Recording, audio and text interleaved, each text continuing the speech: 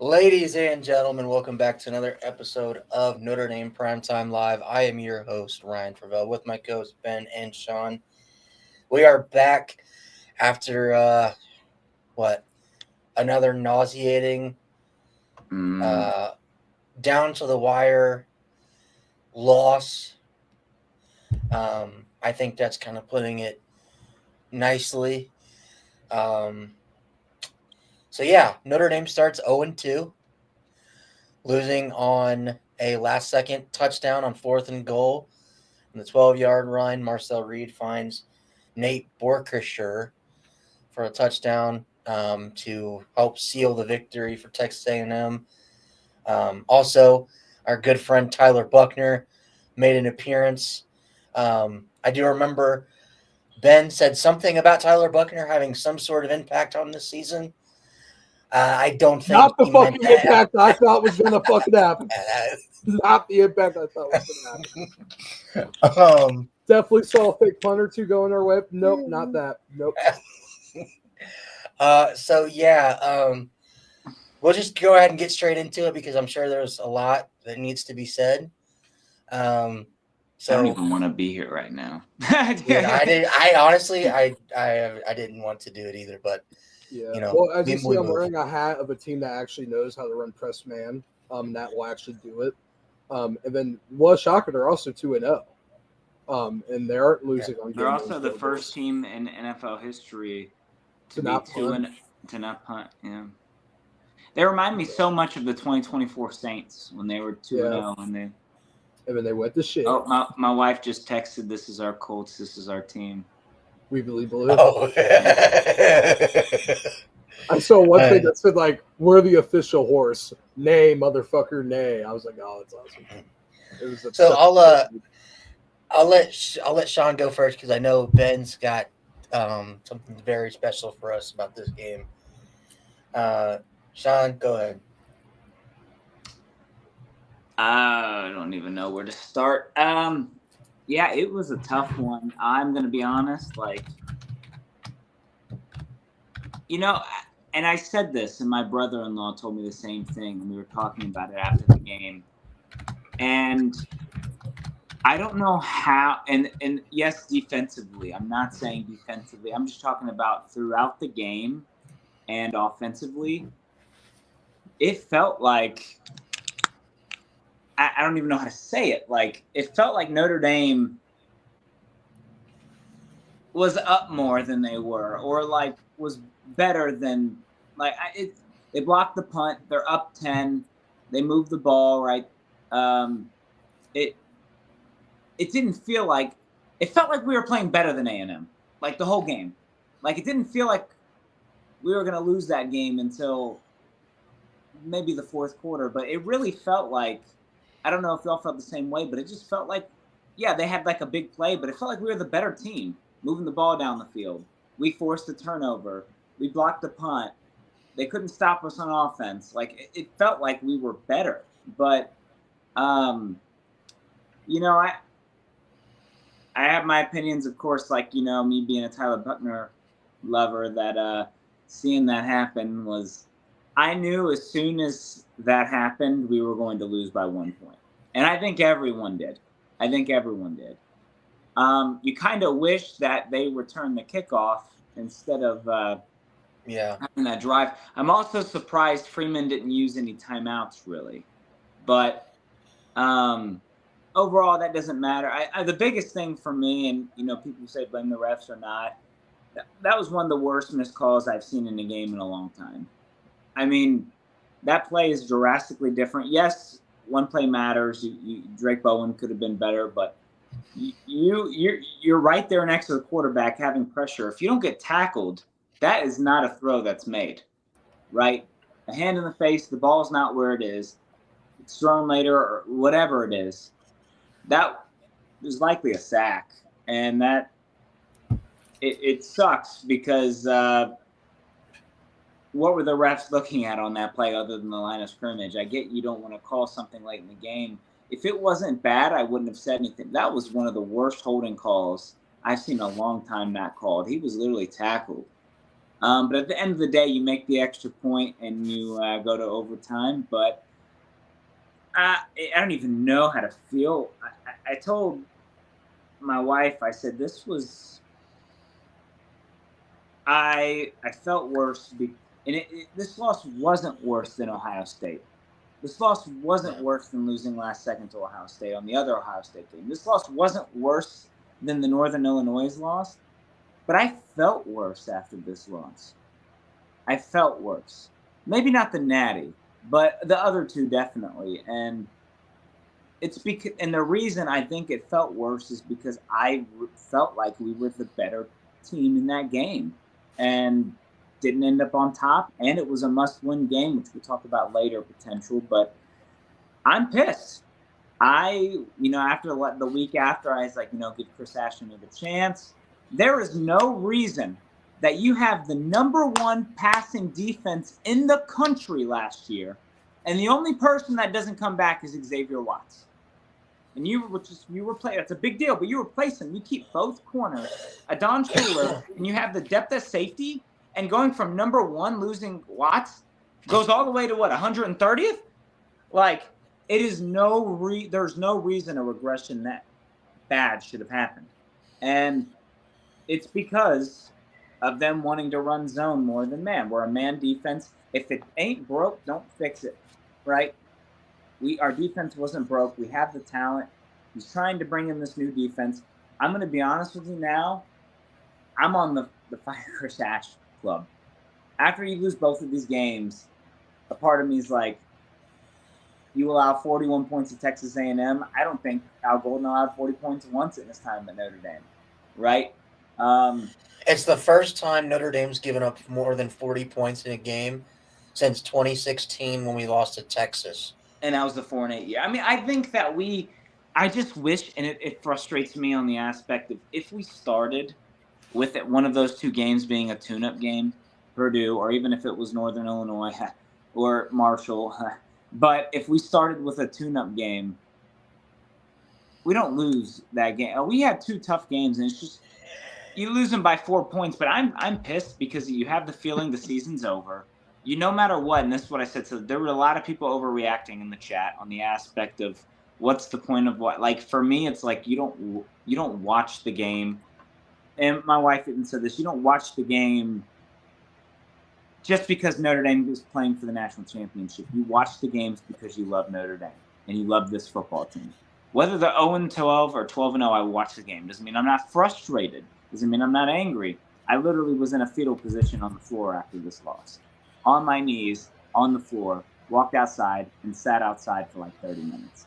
I was in the fetal position after. When they got that touchdown, I just fell to the floor. I was upset. So, I mean, sounds like some kinky shit. Like, you said, yeah. Sounds like some kinky shit. I was in the fetal position, man. I was hurt. But it's because it means so much. But it's frustrating. And defensively, it's so funny because, like I said, CJ Carr looks so good.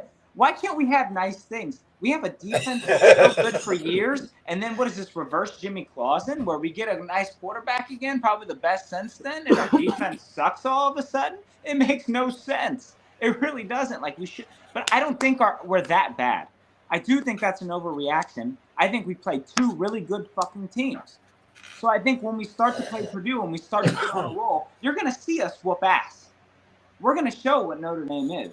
It's just unfortunate that how the season started, but we'll talk more into the future of the season. But I'm pissed. I am a little bit on the fire Chris Ash train. Maybe at least take the play calls from him because I'm pissed off.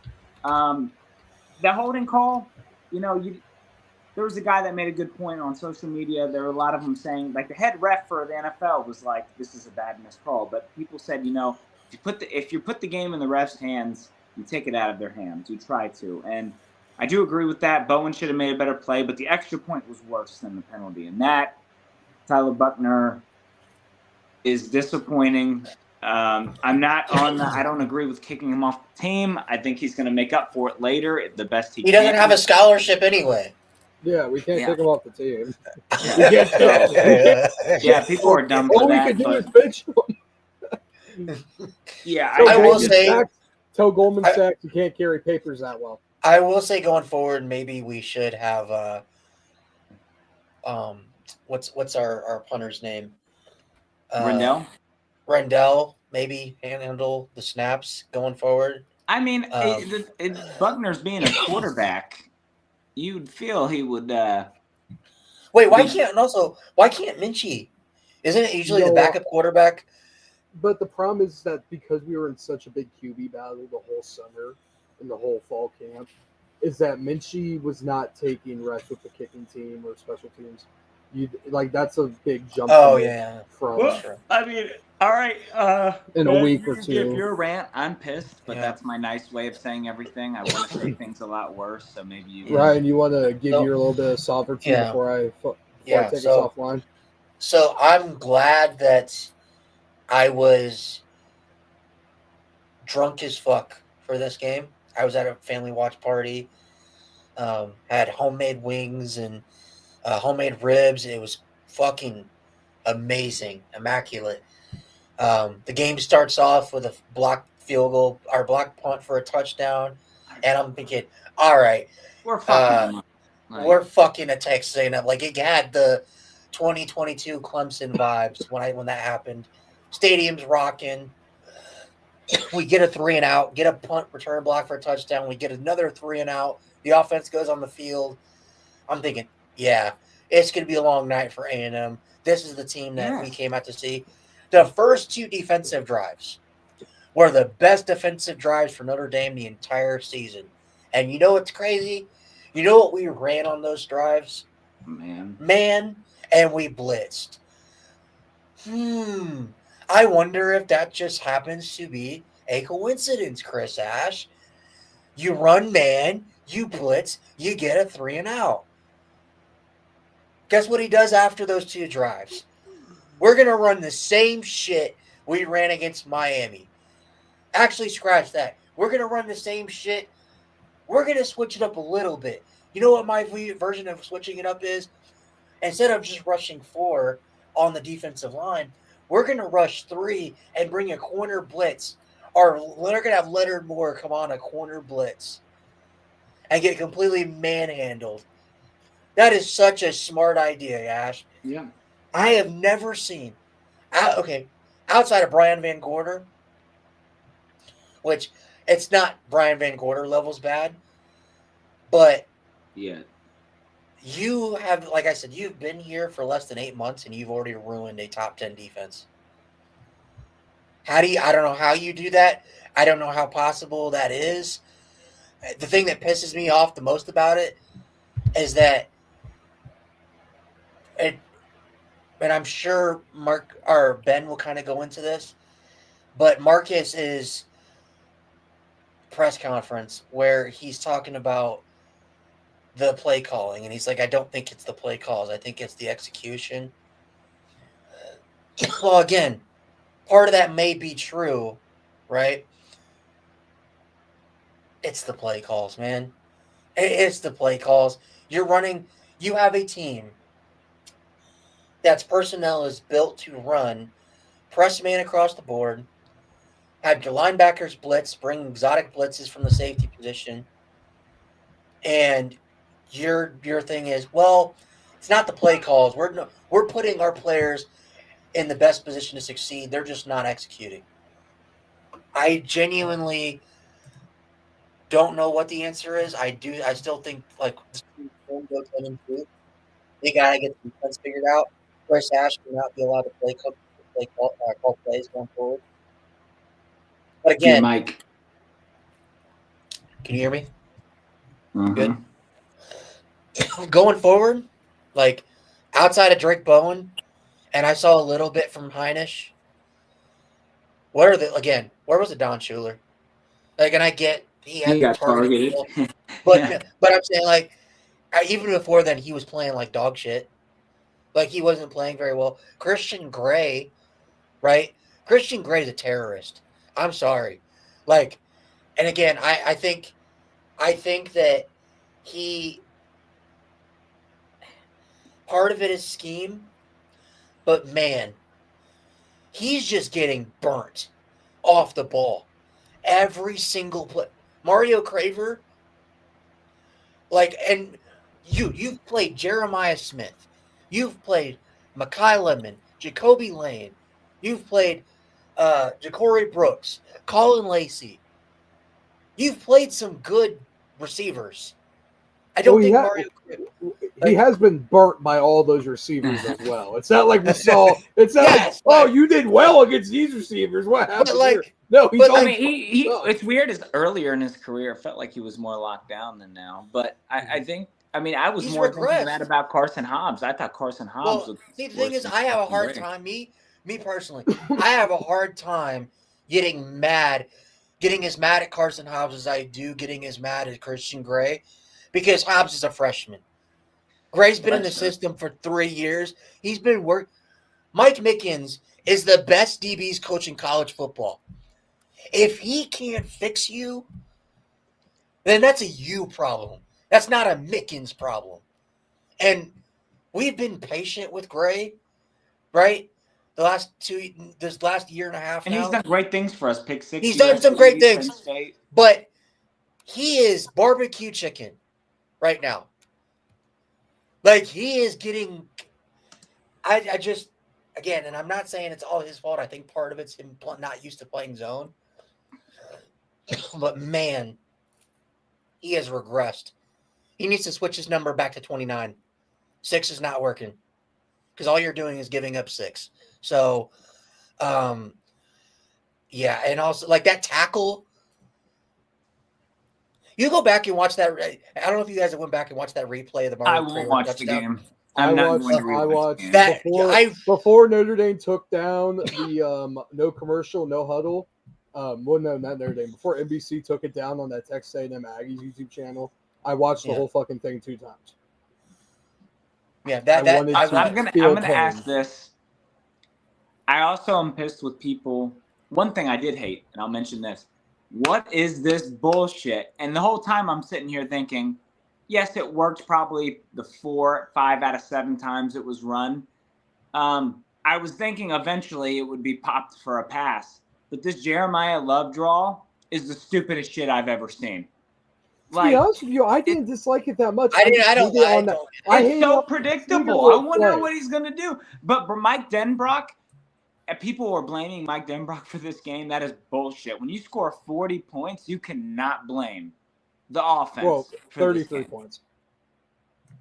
Well, and here, hold on. I'll wrap this up. Speaking of that, all the idiots, the morons, the dumbasses in our fan base that blamed the offense and CJ Carr for why we're 0-2 right now,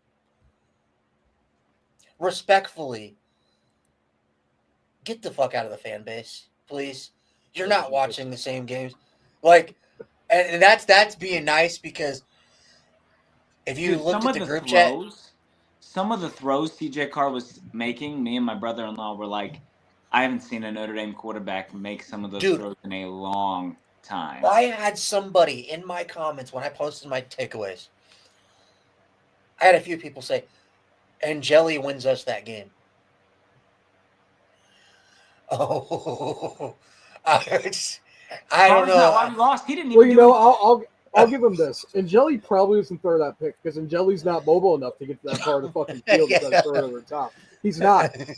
And I saw and finish what you're saying, Frable. It's got to be a whole 30-minute fucking thing. And then finally, like, again, while I agree that the holding call was egregious and that should have been called, the penalty on Don Schuler, that's not targeting. I don't care how you slice it. That's not targeting. He lowered. Yes, he lowered. I was shocked it was called.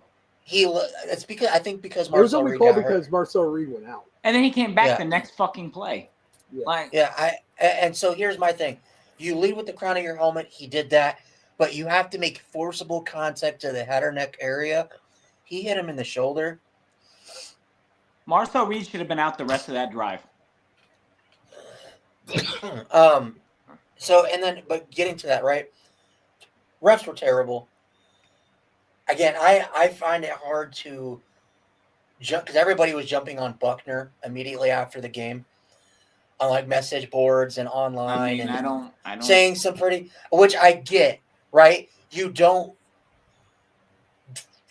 have that happen in the most critical moment of a game, but I have a very hard time getting mad at Tyler Buckner.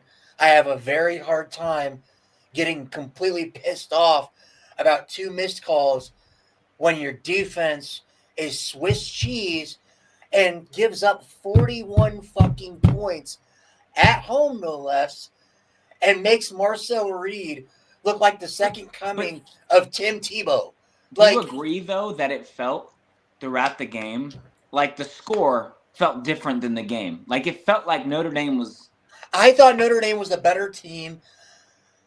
I thought Notre Dame for sure was going to win when we were up 24-14 because Texas A&M couldn't stop us on offense. When Carr threw the pick, I think everything changed. I think the feel of the game changed, and that's where I think Texas A&M kind of took hold. I think Notre Dame did a good job of coming out and getting back a hold of the game offensively. But again, your defense gave up 41. There's a reason why Notre Dame hasn't given up 40 points in almost a decade. It doesn't happen. We're not built that way. Something my brother-in-law said, too, is that when you practice extra points and stuff for botched snaps, you practice for those situations for the tight ends and non-offensive linemen to spread on the field. There was only one guy that recognized the snap was botched to go try to even get a 2-point conversion there. Everybody else was just standing around. Who's number 25, by the way? Buckner could have. I don't know if Buckner didn't yell like. But no, I don't think Buckner yelled fire. That's the thing. Yeah. You put it like when you do something that you see some sort. It kind of felt like he was in his motion. He was like, "Oh, let me look outside. Oh, there's only one guy open." Like it felt like he didn't run fire, yell fire, because that's what you do in that situation as a holder. Well, at least that's what you do in most levels of football. You scream fire because it's the fire drill play. Which, by the way, fucked up. So now you have to fucking yell fire because you have to panic and guys have to spread out. Which, by the way, he did have a guy open. I don't know who number 25 is. Yes, but nobody else was. No one else went out. Yes, but realistically, that guy was delayed. I think he turned around and saw Buckner running out. Yeah, I don't know who 25 is. I don't know what position he plays. There's no guarantee because I saw people say Buckner had him wide open. If he takes his time and sets his feet, that's an easy. That's a panic situation. Like that's like I think he completely was in panic mode. Yeah. But finally, like again, and also to the people in the fan base that like I posted the game day graphic for Notre Dame Purdue, and all the people that come. Who cares? I'm not even going to watch. I think it was Irish Muse was like, I'm not even watching a game the rest of the year. I'm like, sorry. Respectfully, I get it. Hold on, respectfully, I get it. We're all pissed off. We rightfully so. We should all be mad with how these first 2 games went. But I don't know about you, Ben. I sat and watched 4 and 8 Notre Dame. I watched that shitty team. I'm gonna watch. If this team sucks, we gotta watch this fucking team. I went to Purdue Notre Dame after an IU. It does not matter how bad this team gets. This shit is like crack cocaine. I need it in my veins. Yeah, if I don't do crack cocaine. Or 12-0, you will always watch Notre Dame. Like I will always be excited to watch a Notre Dame game. And guess what? Next year, like let's say this. Let's say we go 2-10 like Florida State. We just fucking shit the fucking thing.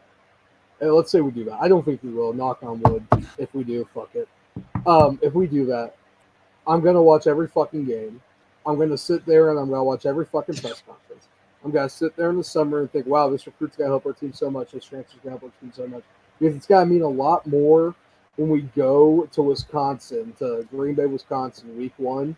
And kick the shit out of Wisconsin because Wisconsin's a shitty ran fucking program, but at least it's that little bit of refresh in our life that hey, this team's back on top, or it looks like that. And enjoy the season, whether it's what we want or not. We're not going to get it for another year, so enjoy one. Because I guarantee you, Every Notre Dame fan saying like, "Oh, I'm not going to watch." Bullshit. You're not going to watch. First of all, because you're just going to be like the rest of us. Come January 1st, you're gonna be like, "Wow, I really wish I could watch Notre Dame football."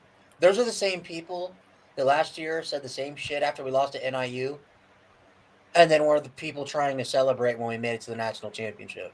Yeah. Which nothing's wrong with that. Like, if you want to be that type of fan, that's all up to you. You want to be a fan who's not committed or does seen as a fair weather fan that's only there when we're good, doesn't want to go through the hard shit. That's fine. That's not what college football is. This isn't the NFL. Okay, teams can change in 1 year. It's not just the know NFL that nobody's going going to respect you. Just know nobody's going to respect you in the fan base. I won't respect you as a fan. Like, you might be a good person. Yeah, that's what I mean. Like, but I'm not going to be like, "Oh, this guy's a big Notre Dame fan," because you're not. You're just not. Like.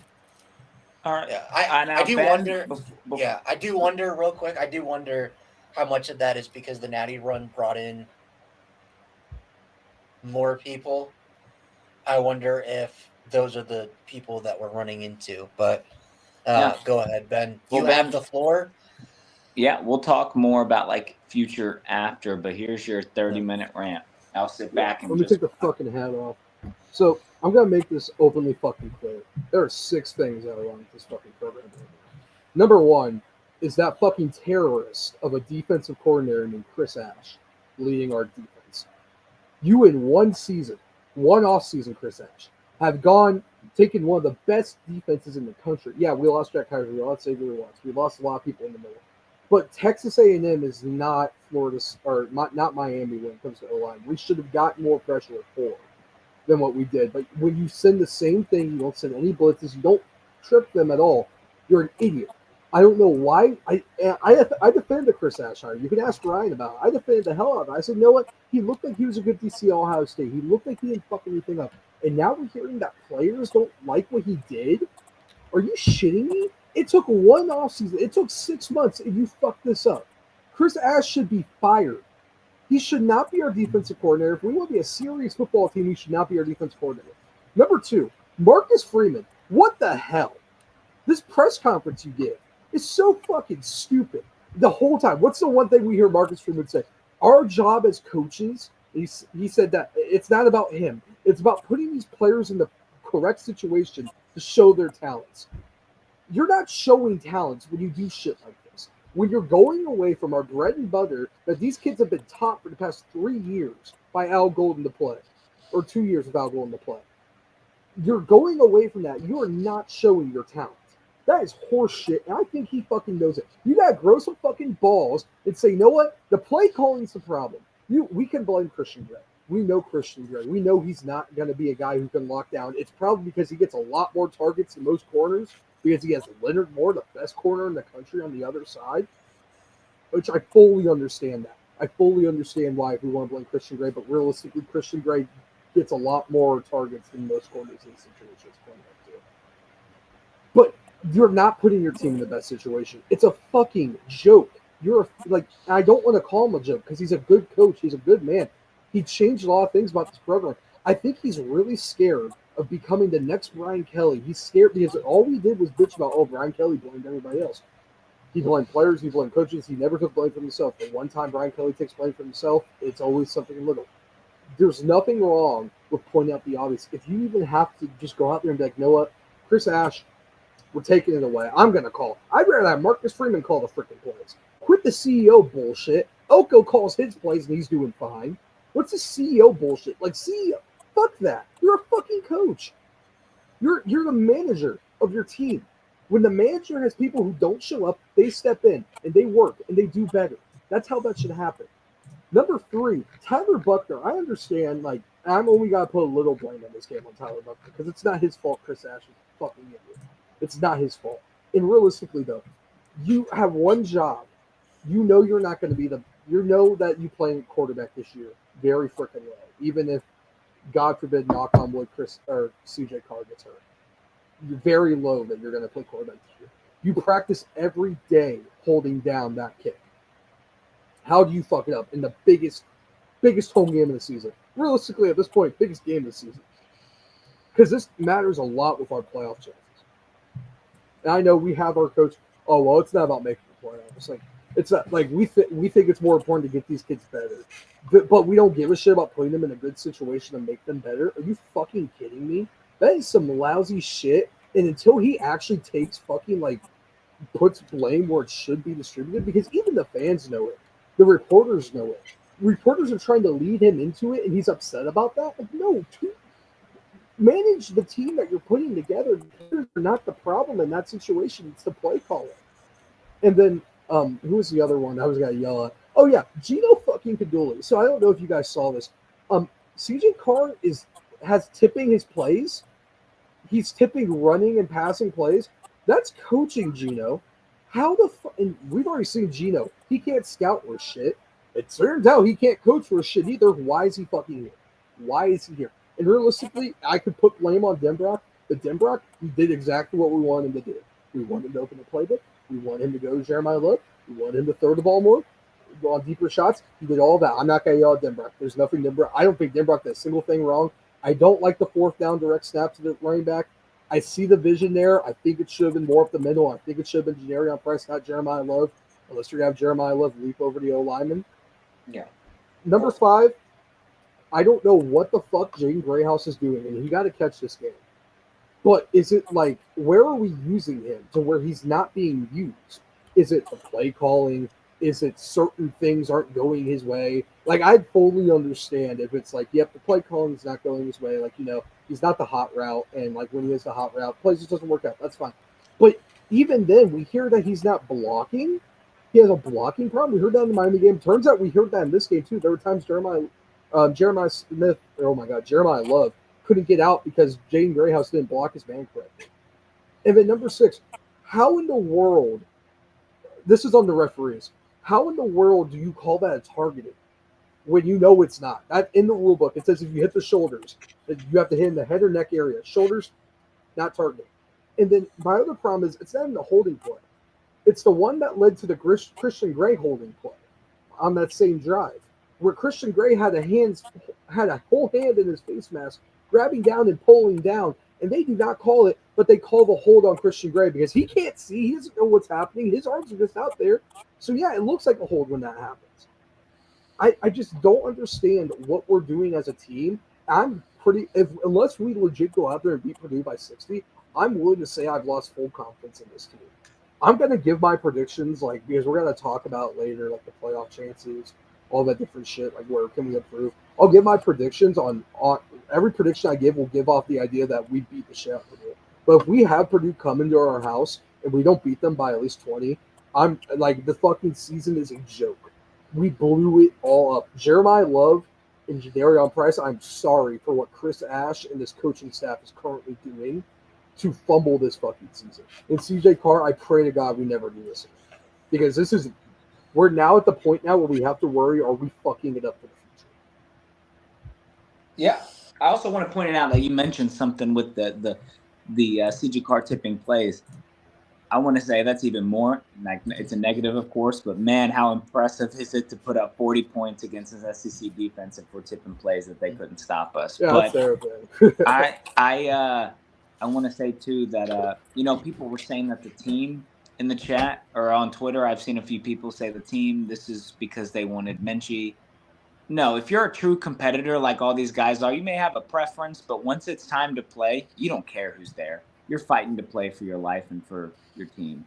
And I don't think the team cares at all about that. I did want to mention that, too. That pissed me off when people said that. But good points, Ben. I mean, you dropped less F-bombs than I thought. That was the PG version of what I'm going to say on Twitter. Mm-hmm. That's the PG version of what I said while watching the no huddle, no commercial at Texas A&M. Ben is being very PG right now. I will say to the comments about the press conference, and then we'll kind of get to the future. I took it as, again, it's coach speak, and I agree with you. I think Freeman. Fuck coach speak. We're 0-2.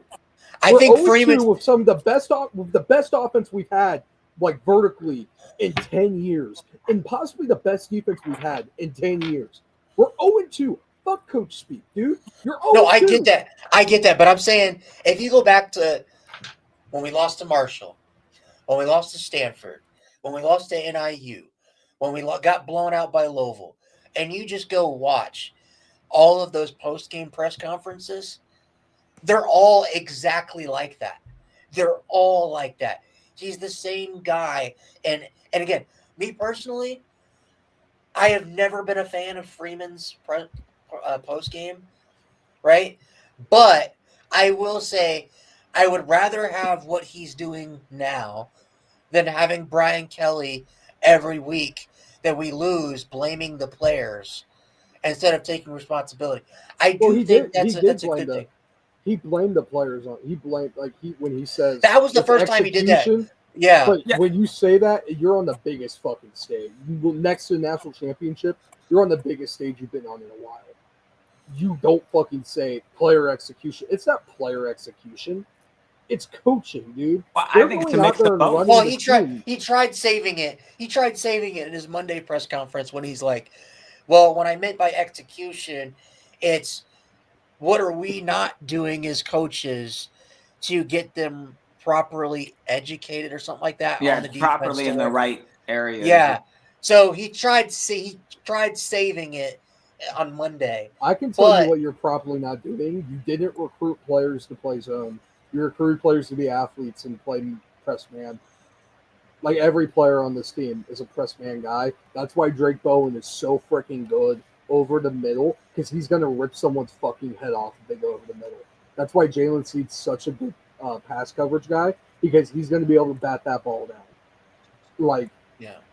why is Drake Bowen going out in coverage and we're sending Leonard Moore on a corner blitz? We're putting our best defensive player on a corner blitz, and we're sending our possibly next to Bryce Young might have a better chance out there knocking that ball down than Drake Bowen. Yeah. Here's my final thing on the press conference. He talked about, I can't remember exactly what the question was, but it was aimed towards Ash again and the play calling duties. And it was something along the lines of, are you going forward due to the defensive struggles? Are you going to be more, what do you call it? Active, more. He said he'll be active where needed. I'll be more active where needed. You know what that kind of reminded me of? If we all remember the 2016 season, where the whole thing, I guess, was the team didn't gel, or they didn't like Brian Kelly because he was never around. He never talked to the players. And so after the season, he's like, I'm going to make it a point to be more involved with the pro. Since when did Freeman take the CEO approach? Because my whole thing with him was he was not a CEO coach. He didn't run Notre Dame like a business like Brian Kelly did. He cared about his players. I still think it's the same. He's taking, when I said the CEO approach, I mean, but he's taking the approach of, I'm putting these people in the correct situation. I shouldn't need to step in. But the problem is with that approach is that you get too soft on your coordinators. I don't think he's taking up the players. I still think they're doing, like, we'll see when Here Come the Irish come out. I believe they're still doing that weekly meeting. I was told in certain tweets and certain group chats it's still happening. So it wouldn't shock me if that's still happening and that he's still talking to these players. I'm more talking about he's taking the CEO approach of, it's either you're fired or we're keeping you and you're going to suck at your job until we fire you. He should not be doing that. He should be taking the manager approach. Players or coaches are not doing their job correctly. I need to step in. Yeah, I don't think he's taking the CEO approach, Ryan, like you're saying, BK. I don't think it's even close at all. He's a player's coach. He was pretending he was punting the ball for blocks so he wouldn't hit the head coach. He's very personable with all his players. He's not like a CEO. He's the head coach. He'll take responsibility. He's always done it. This is one of the first few times I've seen him blamed for execution. I'm going to be honest. I don't disagree with him. I just disagree that there's no blame on the coaching. I do think there's some execution because they don't know how to play zone because they've always played man, right? So a little bit of execution. But yes, I blame it mainly on the coordinators. But it's not like he's like, oh, like I'm going to black and white. Like with whenever people ask questions, I mean, he's just – My thing is there were stories that came out his first year as head coach when he was stuck with Tommy Rees as his OC that Freeman didn't agree and him and Tommy Reese butted heads a lot over the offense, right? And that was part of the reason why Tommy Reese ended up leaving.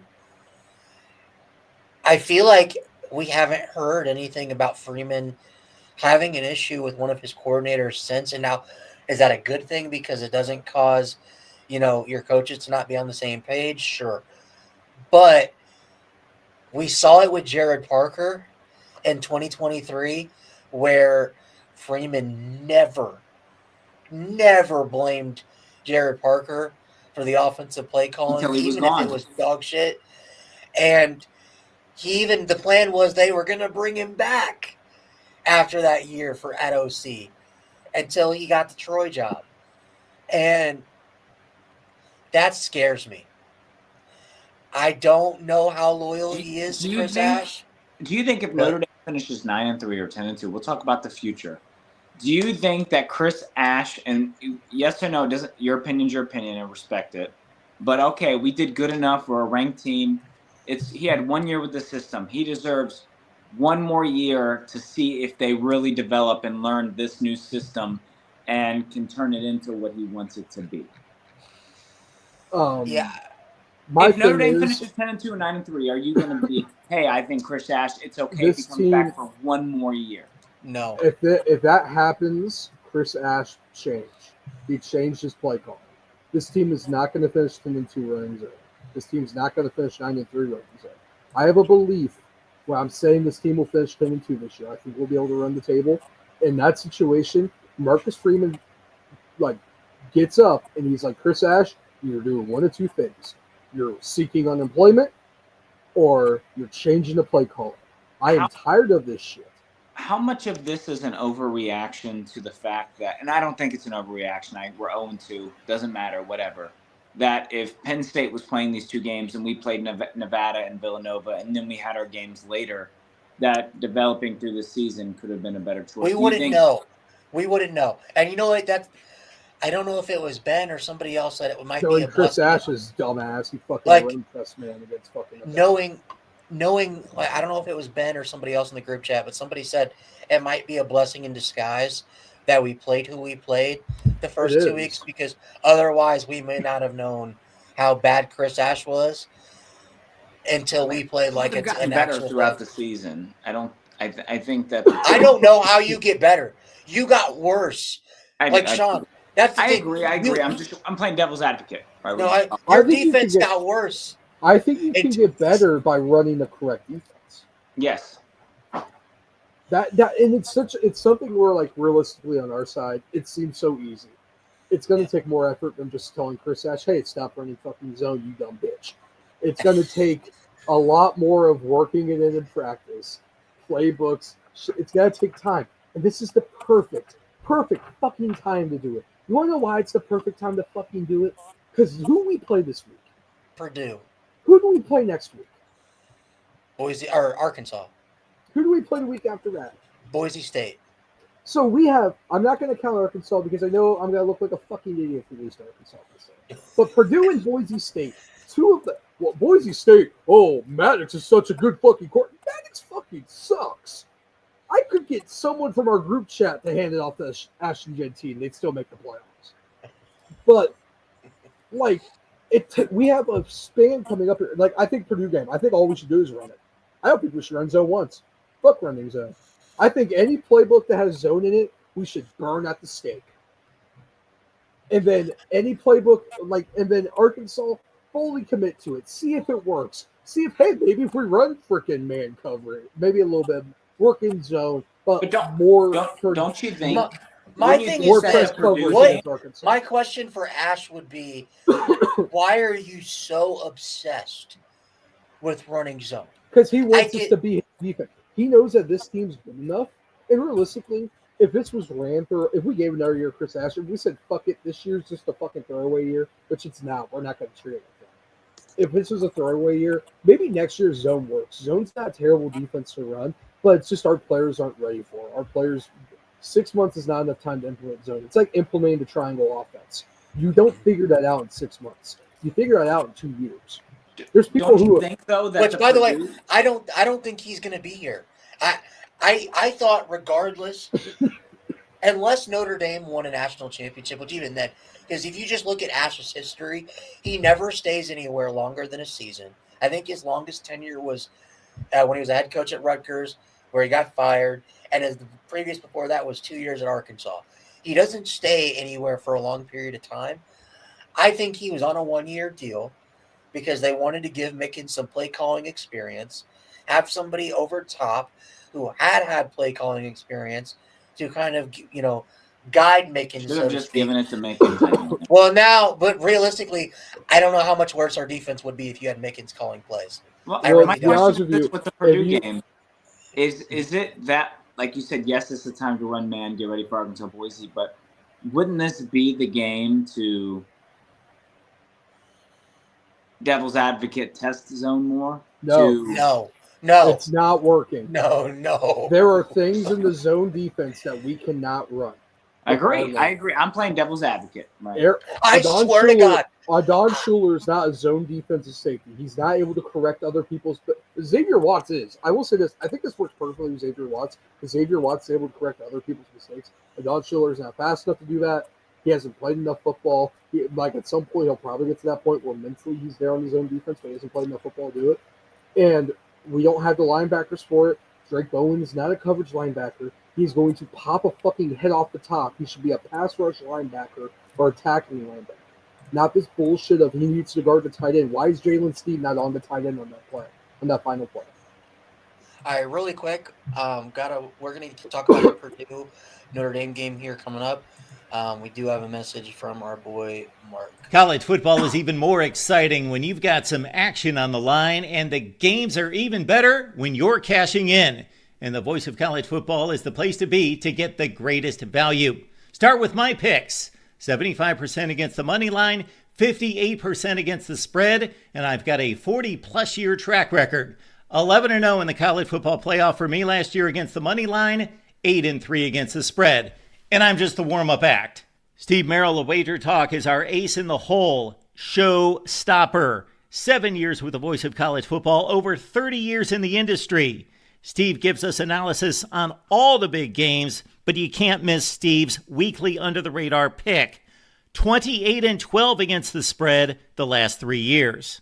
You also get picks from some of our top analysts here at the Voice of College Football, including Corey Bratta, Matt Zemek, and Steve Dace. Check out those numbers. Become a YouTube or Patreon member for just $99 per month. Go to the main channel on YouTube, click join, and then select the betting tier. Do the same thing on Patreon. Make 2025 a winner now. Also, as well, go ahead and get get your winner, Mark. It has not. Make sure you go ahead and get your Voice of College Football merch now at voiceofcollegefootball.com/shop. Use promo code Voice of College Football Notre Dame. Go get you a nice hat, hoodie. Hoodie season's coming up. All the money from that pays for my Jack Daniels that I drink for watching. Yeah. Every hat you order, every jacket you order goes towards the fund to buy out Chris Ash. So please go ahead and do that. Have you seen that one thing of the woman who's like, if you win the Powerball, what do you gotta do? She's like, I'm gonna buy out Kalen DeBoer's contract. Bro, dude, if I hit one of these home run bets, I'll freaking buy out Chris Ash's contract. It's probably going to be $5,000. All right. So let's go ahead and get to the game this week. Purdue at number 24, Notre Dame. Notre Dame is a 24.5-point favorite at home. The over-under is set at 54.5. Odds brought to you by our friends over at Novig. Remember, use code Voice of College Football ND when you sign up for Novig. Participants must be 21 years or older. Remember, if you have a gambling problem, you can call 1-800-GAMBLER. 1-800-QUITTER. So, first of all, real quick, before we kind of break down the game, thoughts on the spread. Is it too high, too low? With this defense, man, I swear to God, if I see Ryan Brown and Nitro Tuggle cook us for 300 yards passing, I'm going to lose my ever-living mind. What are you guys' thoughts on the spread? Just win the game. I don't give a fuck about the spread, if I'm being honest. Just win the game. But I think you cover the spread. I do want to point out. So I did some research a few weeks ago because I was bored. I wondered what the spread for the Purdue Notre Dame game was last year after losing to NIU. I wondered what it was. It was 7 points. Yeah, we beat the shit out of that spread. Now it's 24.5. I think I'm taking over 54.5. I'm taking minus 24.5. I'm taking over Notre Dame 54. We should go out there and we should beat this team by 60. Purdue, they're a great program to build in there. Jeff Brown, it's Brown. It's a Brown still. No, it's No, it's the guy from UNLV. Barry Odom. Barry Odom. Barry Odom's probably doing a good job out there. He's probably not like mentally ill, so he's probably doing a decent job making a Big Ten program. If we don't cover the spread, Chris Ash should be fired. If we don't score more than 60 points, Mike Dillon should be fired. This is a game where this is like our kind of like our bounce back. This is what Marshall should have been after the Ohio State game. This is what the game was. Wasn't it Miami, Ohio after Northern Illinois? Was it Miami, No, it's Ohio? Purdue after Northern Illinois. It should be Purdue. This is what the Purdue game was for us last year. Yes, we had a this is your get back. This is your get back. You dug yourself in a fucking hole, a 10-foot hole. You gotta get a foot up so you can get out of the 10-foot hole. Every foot is a win. You're in a 10-foot hole. You're gotta be 9 feet up. You're only gotta be 9 feet down after this week. After Arkansas, 8 feet. Boise State 7. NC State 6. USC 5. Just keep going up the hole. I do want to say this. Notre Dame 24. People upset that Notre Dame's still ranked. I will say this. If we would have beaten A&M, we would have been top 10 still. And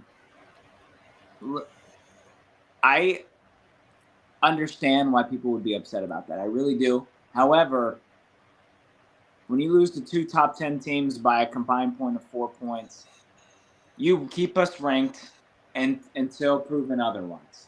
Because I think they know and they anticipate us to go on a little bit of a run. And I think there's not 25 better teams than Notre Dame, regardless of being over. Realistically, I think people only have a problem with it because it's Notre Dame. Yeah. If we were an SEC team, if this was Georgia and they lost to like Tennessee and like Texas, what first do you expect? What are you talking about? Georgia's a national championship competitor. They just played really hard SEC teams. So. But I'm fine with it. I do want to ask this. Yeah. And this was something I've had a hard thing in my head. I've said this before. I definitely think it depended if we beat A&M. But I said this before the season even started. Undefeated, you're a bye week or a 5 seed. If you are 1 loss, you're hosting a playoff game. If you have 2 losses, it depends on everybody else and your schedule. You're either just in or you're just out with 2 losses. I want to talk about if this team does go 10-2, or B, does this team make the playoffs if they are 10-2? Because I've seen back and forth. I've seen people, yeah, so let's talk about this. Me personally, I don't think Notre Dame deserves a playoff spot because of how realistically weak the schedule is going forward. Now, I know USC has ranked. NC State has a good chance to be ranked when you play them. Arkansas could be a decent win. They did push Ole Miss to the wire last weekend. Maybe Navy has another great season in the American. Maybe they're up for the American Championship, so they're ranked. But to me, we talked about this going into the season. I think you had to go 1-1. But just because I don't think Notre Dame should get in or isn't deserving, doesn't mean they won't.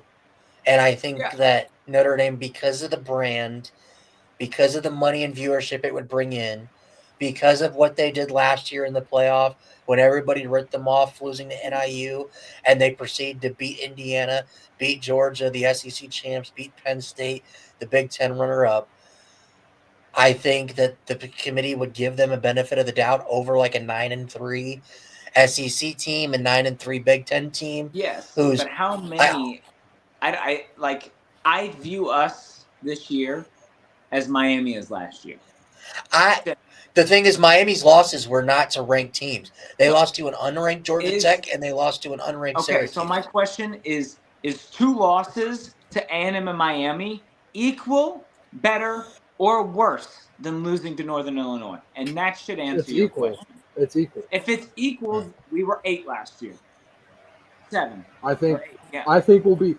This is why I was sitting at work today. I was trying to figure this out. Okay, like what needs to happen? I give us about 20% chance to make the playoffs. I give us 50% chance of going 10-2. I give us about 30% chance of going 9-3, and then I give us about 20% chance of me throwing my TV out the fucking window because we don't have this fucking team. Speak up, you're whispering. So, but if we look at last year, if we have 2 SEC teams who have okay wins but very bad losses, which I think we'll have, it somehow always comes out like that. We're gonna have an ACC team. I think it'll be Clemson. I think it'll be a 2-loss, maybe 3-loss ACC team. But except this year, Miami and Florida State are probably gonna make it in, and then we're gonna have a 3-loss Big Ten team. Right now, I'm gonna say it, even though I'm cheering for IU this weekend. I think it'll be IU. I don't know if they can beat Illinois. I know they definitely can't beat Oregon and Penn State, so I think a 3-loss IU will be the team we compete with. I don't think that I don't want to completely say we don't deserve it, because realistically speaking, 5 points, we're undefeated and we're a top 2 team in the country. Realistically, we have judgment to be number 1. I have Miami as the number 1 team in the country right now. I have them in LSU because both of them are battle tested. They both play pretty good defenses and they both have top ranked wins. But sorry, I as of right now, if let's say this, NC State is undefeated, that's a ranked win. If NC State comes in undefeated, it's got to be an NC State team that probably finishes 7-5, but it'll be a ranked win. USC coming in with 1 loss will be a ranked win. Army or Navy might be ranked. The problem with Navy is that you don't know how their season's going to go. They'll randomly just win games. I think we're going to blow out Navy by 40. I don't think Navy. It's the same thing every year.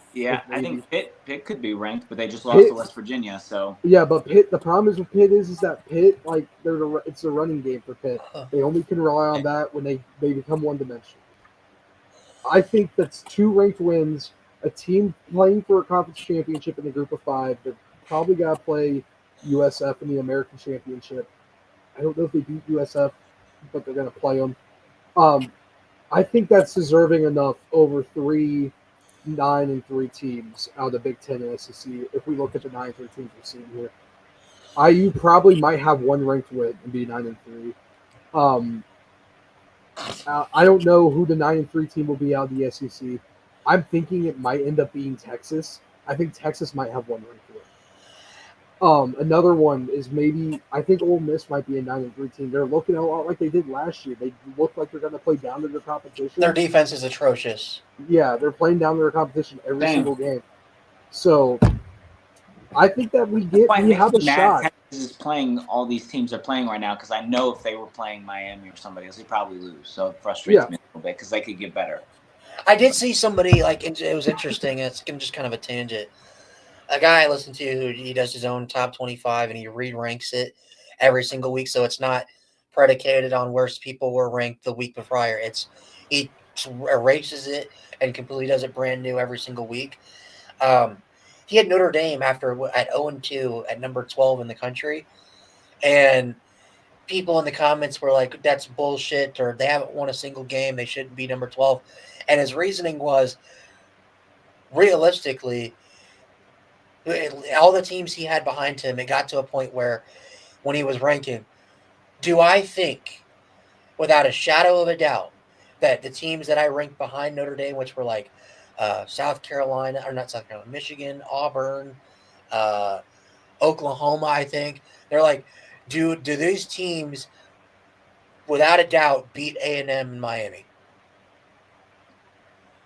If not, he said, because I value 2 losses by 4 points to 2 top 10 teams over you being 3-0 and playing UTSA, Utah State, and School of the Blind in the middle of nowhere.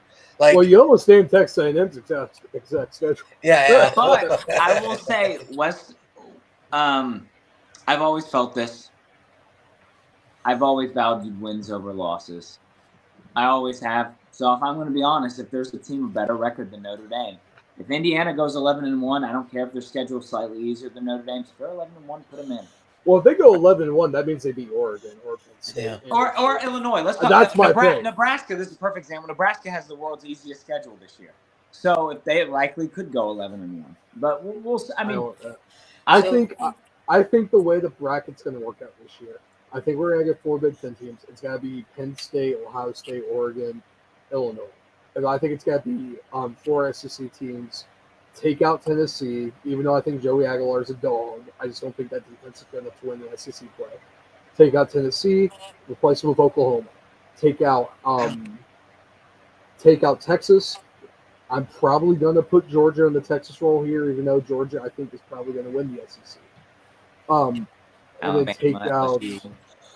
I don't know. I don't think Alabama. Get Vanderbilt. Put Vanderbilt in. I was gonna maybe I don't know. The 4th SEC team is going to be the dogfight between. I think 4 SEC teams what we'll get this year. All right, so then we got the ACC. ACC will take 2 teams. And then we'll okay, hold on. So 8 is from Big Ten and SEC. That's 8. Wait, no, SEC's got to have 3 teams. I'm done. I didn't do that math. SEC will have 3 teams. LSU, Georgia. Oh my! I don't disagree with 4 from the SEC though. But let's just say 3. That's 7. ACC having 2 teams, that makes it 8, 9. Group of 5 is 10. Big 12 is 11. There's one spot left. It's gotta be the same thing that we had last year. It's gotta be a team like probably. It's gotta be a team. I don't want to say it's gotta be Ole Miss because I really like Lane Kiffin. I think he's fucking hilarious. But it's gonna be a team like Ole Miss. It's gotta be a team like probably Vanderbilt, who's gonna be like, oh, we have this top ranked win against South Carolina to start the year. No, South Carolina's not that good.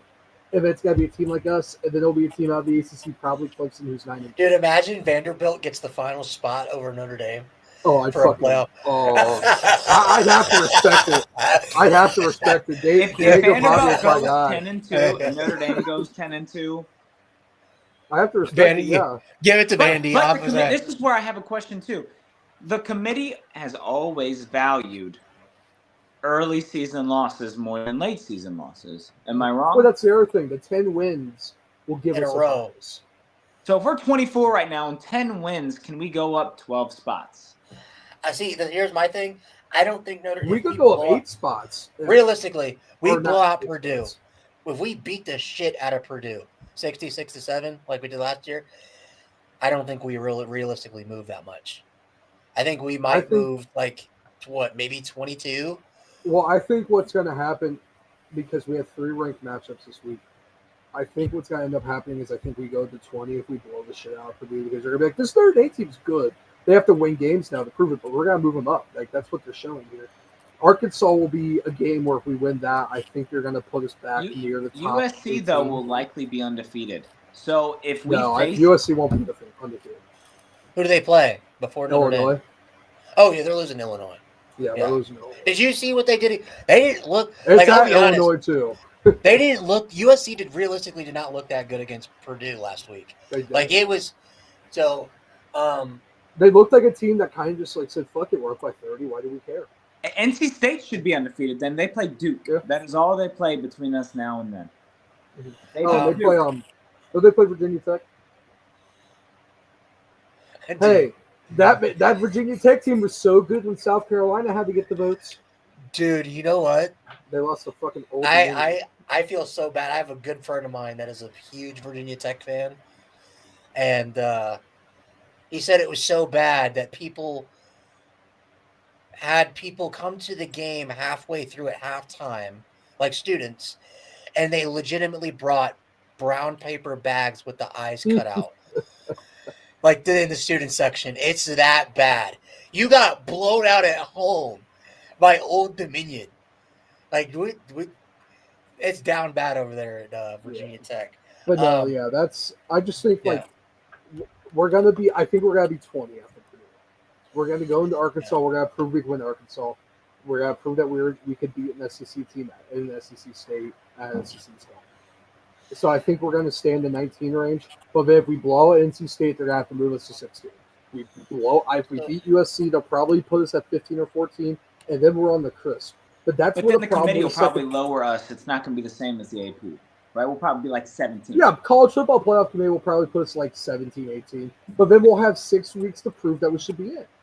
And then there'll also be 6 weeks of SEC play, ACC play. I Big think Ten we play. went out. I do. So- Take people down. So realistically, for me, right, this is just how I'm looking at it as a fan. It's fine to kind of talk about it as like a podcast standpoint and kind of just looking ahead. Me personally, I'm so just annoyed and pissed with how the season started. I'm at the point now where I was after the NIU loss, where I'm just kind of like, I don't want to talk about the playoff. I don't want the players to think about the playoff. I don't want them to be concerned about making the playoff. I want them to be concerned about beating the shit out of Purdue this week. The next week you play Arkansas, and you take this thing one game at a time. And if you find yourself in the playoff, then we move. But to me, I hate talking about the playoff because we've done it the last 3 weeks, and that's been the entire conversation. And Notre Dame didn't. But we have to talk about it because we were just in the national championship. I get it. I'm just saying from a fan standpoint. I get talking about it like this. This is fine. But I'm getting gonna to But do you talking think about we the went out playoff and make the playoffs, Ryan? what'd you say, Ben? talking about the playoffs. I'm fine with talking about the playoffs. I just want it to be understood on our team that if you want any idea of playing competitive football, like fully competition-wise football in December, you have to play every game like it's your last. We have to treat these 2 losses like NIU. We have to treat every game like it's our playoff game. And that's what gave us an edge come the playoff, is that some teams had to get ready. We were ready since September. We treat every game like it's our last game since September. We did not give a shit. I just hope that we don't sit there and be like, oh, well, we beat the shit out of everybody last year. We can do it again. I don't want to treat okay. I want them every single play to act like they're playing Ruben Bay, like they're playing Miami, like they're playing Marcel Reed and Texas A&M, and they're playing Casey Concepcion and Mario Craver. I want them to treat every play like that. Because if they do, I think we can win out. But I think I'm we also not finish. If we go 10-2, we finish the year between 10 to 15. I think we finished between 10 and 15 if we went out. I can agree with that. I'll also say this. I kind of getting into the Purdue game. What I would love more than God himself would be for fucking Texas A&M to go 8-4. I think we kind of need A&M to be good. But that's the other thing. I want to put A&M in there, but to be honest with you, I just don't know. Their team, like Marcel Reed, They don't play a lot in the SEC, though. Do you know their schedule? It's not that hard. And they play LSU. Let me tell you the schedule. Hold on. You tell me tell me win or loss, Ben. Tell me win or loss. Ready? So they play up next. They have a bye week this week. The bye week, then they play Auburn. At home. At home. Win. Mississippi State at home. Win. Florida at home. It's close, but I'd say win, but close win. Okay, and then at Arkansas. Could be a loss. At LSU. Could be a loss. No, I think that's a loss. At Missouri. Win. I think they beat Missouri. And then home South Carolina, home Samford, at Texas. So win against South Carolina, win against Samford, possibly loss at Texas. But they That'd be 9-3 at worst to me. They finished 10-2 at worst. I think but the thing is with the SEC is all this random shit happens. And it's something Georgia losing to Ole Miss was the least random thing that happened in the SEC last year. That was the closest upset, rank-wise upset win of the whole regular season last year for the SEC. Getting back to the game at hand, and then we'll kind of get to our pick'ems for the weekend and kind of get out of here. Purdue at Notre Dame. It's the battle for the Shillelagh Trophy. Yeah. Last time these two teams I'm played. taking that fucking Shillelagh Trophy and shoving it right up Chris Ash's Chris Ash is Ash. His ass. Realistically, I don't. As a fan, I if we lose to Purdue, Sell the fucking Purdue. dude. Imagine this: What if we I'm lose to imagining. Purdue? What if we lose to Purdue? Ryan Brown throws for 400. Nitro Tuggle goes off for 200 yards and 2 touchdowns, and we lose in a shootout. Does Chris Ash make it? Does Chris Ash make it out of the stadium? No, he's dead.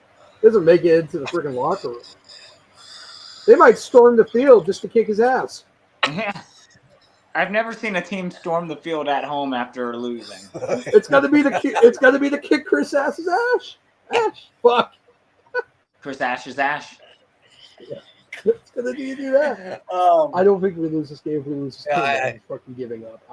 I'm just gonna watch the games as like a border. I'm just gonna watch the games as like a Kuwait fan. That's the reason I'm not fucking watching this shit as like a fucking like. All right, so,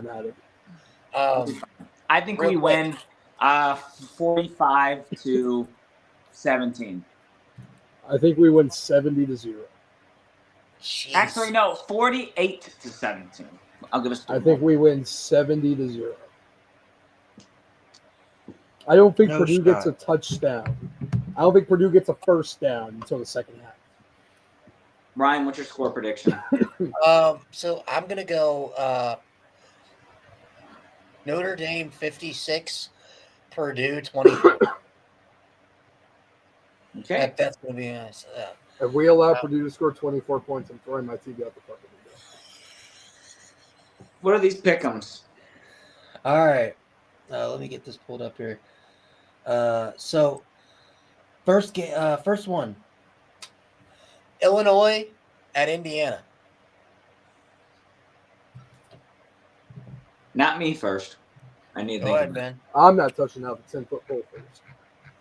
Ryan copies my picks. I'm waiting for him to pick. I'll go. I think Illinois blows Indiana's doors off. I'm gonna pick Illinois. You know what? I'll take Indiana. Then I'll just be the sassy Sally on the side. I think Indiana can possibly win this game at home. They're like 5.5-point favorites. Yeah.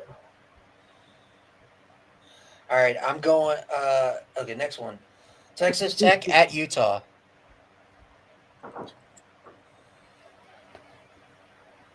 Sean? That's another tough one. I'm going to give it to. What are the rankings? 19 and what? 22? Texas 16, Tech is 17. 17. Yeah, 16 and 17. I'll go Utah. I do think Texas Tech is the next program on the rise. Like, I think they're going to be running the Big 12 in a few years, but I think Utah wins this one. All right.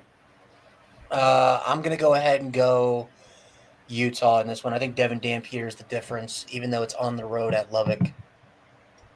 Or no, it's at home. It's at Utah. Yeah, it's in Salt Lake. Yeah, give me, yeah. So we got Phil Morton versus Devin Dampier. Heisman contender, well, currently top something in Heisman writer. Versus Texas Tech team is on the rise. You know, I'll take Utah.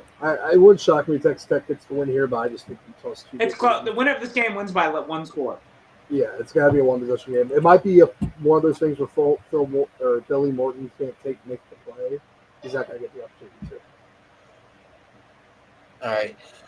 Number 11, or not number 11, number 22, Auburn at number 11, Oklahoma. Oklahoma. Boomer Sooner. I don't think Oklahoma's that good this year. I think they're a little overhyped beating Michigan. I think that they'll fall off here soon, but the quarterback looks good, and everyone says he's leader for Heisman because nobody else seems to be leading for Heisman this year. It's up in the air. I really have no idea who's going to win, but yeah, I think Oklahoma wins this because I don't think Auburn's that good. I don't think Auburn should be ranked. Auburn's biggest problem is their defense. Michigan's defense got toasted by Oklahoma. It's a good Oklahoma. All right. Undefeated Tulane at Ole Miss. Wow! Really Ole Miss. Oh. Wow. I'm going with the fighting Jake Retzloffs in this one. Give me the lanes. Ole Miss's offense is ridiculous. Even their backup quarterback was enough to beat Arkansas. Yeah. Their defense was. Number 21 Michigan at Nebraska. Wait, before we go to that, Yeah. Do we have the conversation of the SEC losing to 2 Group of 5 teams? Who? Ole Miss, if they lose to Tulane, and then Florida lost to USF. So Oh yeah, it wouldn't be a bad look. I just wanted to say that. But Nebraska's been a playoff pick for me since preseason. I think that they make the playoffs this year. So, and I don't think it's because they're that good. I just think they don't play anybody this year. They're Indiana of last year, and I don't think Michigan's that good. So give me Nebraska, and it's at home. I believe it's a night game. No, it's not. It's a minute 3:30 kick. Give me the Cornhuskers in the upset. I think Bryce Underwood struggles again on the road. Nebraska always has a really good defense. That's a hostile environment. So yeah, give me the Cornhuskers. Yeah, no, fuck Nebraska, fuck Illinois, give me Michigan. Illinois wasn't ever very quarterback. You don't like Baby Mahomes? No, he's a fucking bitch. All right. Everyone talks about DJ Lagway, but no one talks about Dylan Raiola. South Carolina at Missouri. Is Sellers playing? Sellers is out. He's out? Sellers is out, yeah. Missouri wins that. Mizzou. I'm picking. Yeah, give me Mizzou. All right. Florida at Miami. Miami. Yeah, Miami's gonna. What they're gonna do to Florida Saturday night is gonna be a hurricane. Yeah. Well. Yeah, a hurricane. Give Yeah. me Miami. All right. Final one. This one will just kind of be a throw-in because I think it's kind of interesting. Undefeated Michigan State at number 25 USC. USC did not look great last week against Purdue. Michigan State has looked decent for the first 3 weeks. Sean? USC. I want to go Michigan State here, but being selfish I want USC to be undefeated and ranked when we play them. Not what you want. Yeah. What do you think? I could totally see Michigan State winning this game. I'm going to go USC though, in a close one, really close. Yeah, I will never pick USC in any fucking game. They're a shitty program. They're a shitty school. OJ Simpson went there. Enough to say. I always take anti-USC some Michigan State. It's legitimately that's my pick. That's my Michigan. What's your Superdog pick of the week? Superdog pick of the week. What is this, college game day? Yep. All right. I think we've gotten some good picks. I thought there were better games this weekend than that. It's kind of a week.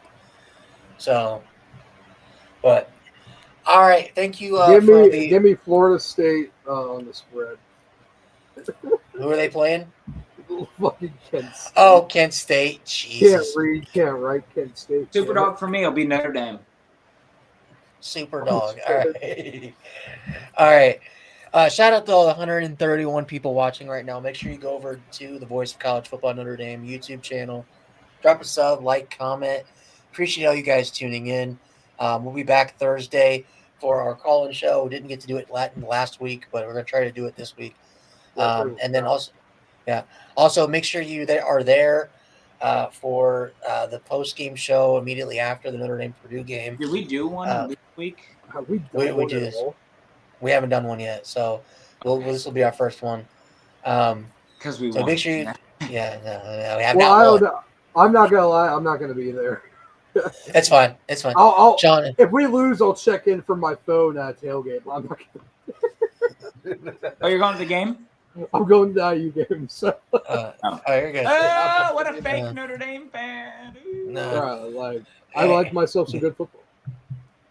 You like you some cigs. Those aren't healthy, Ryan. Those cause cancer, you piece of shit. Yeah. Hashtag Fraser Alright. supports cancer. Oh, Jesus. All right. Thank you guys for all tuning in. I have been your host, Ryan Favela, with my I gotta co-host look at Ben it. and Sean. We'll be back on Thursday at 6 p.m. Central, 7 p.m. Eastern. As always, stay safe. Firecracker, Go Irish. Go Irish.